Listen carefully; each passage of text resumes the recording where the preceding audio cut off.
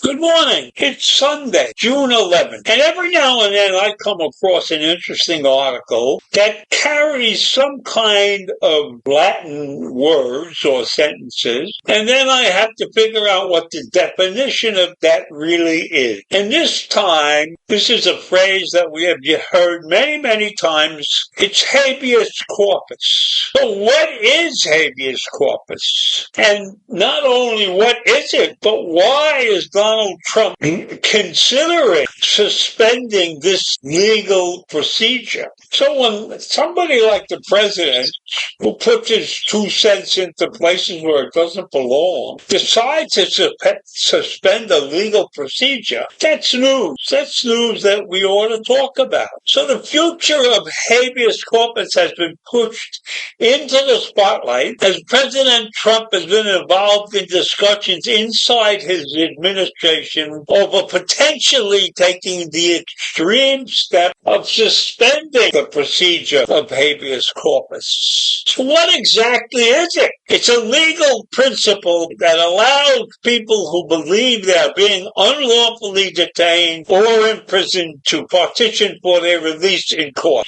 And of course, immigrants and rights groups have filed habeas corpus petitions consistently in the recent months as Trump has tried to speed up the deportations as part of his immigration agenda. So this is why habeas corpus is now in the spotlight. It deals with our immigration problems. Still, habeas corpus are notoriously difficult to win when they go to federal court. And it will be a challenge for most immigrants to obtain lawyers. So while they might have the right of habeas corpus, but it doesn't do them any good if they can't get a lawyer to help them. And how serious would it be if they suspended habeas corpus? So one major expert in the field, a law professor from the University of Texas and an expert on habeas corpus, said it would be a national historical disaster if habeas corpus was suspended. The executive could just detain you and there would be no recourse. Obviously, they would do it to try and detain certain non-citizens, but there is no reason why it's limited to them. So habeas corpus could be used as a lethal weapon, public, healthy, and strong. You can't slash programs indiscriminately and expect to remain a great, strong nation. So the White House budget officials plan to slash discretionary federal health spending and rework health programs in the image of President Donald J. Trump and his mad secretary of whatever, Robert Kennedy Jr.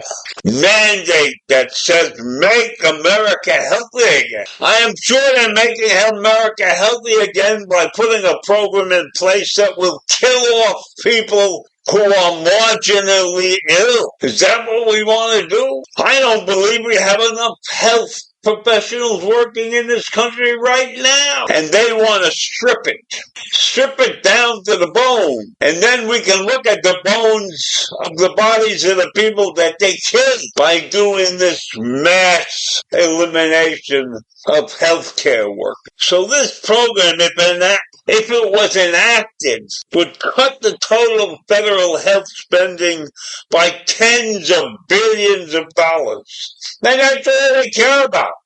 They want to go around and tell everybody how much money they saved these people. Putting people's lives in danger is not the way you save money. And they believe they could consolidate dozens of health programs and departments into a new administration that is called Health America. I think this would be called Murdering America.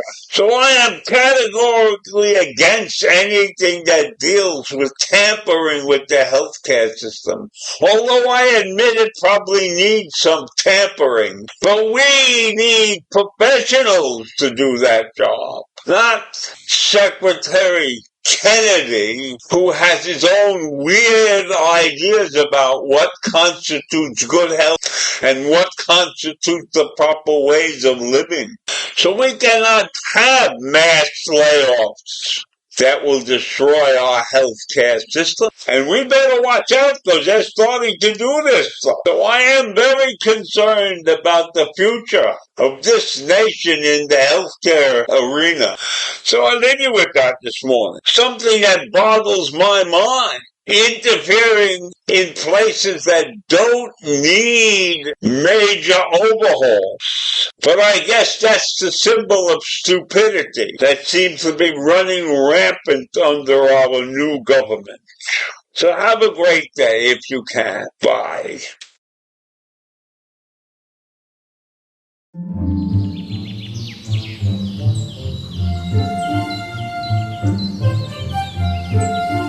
Thank you.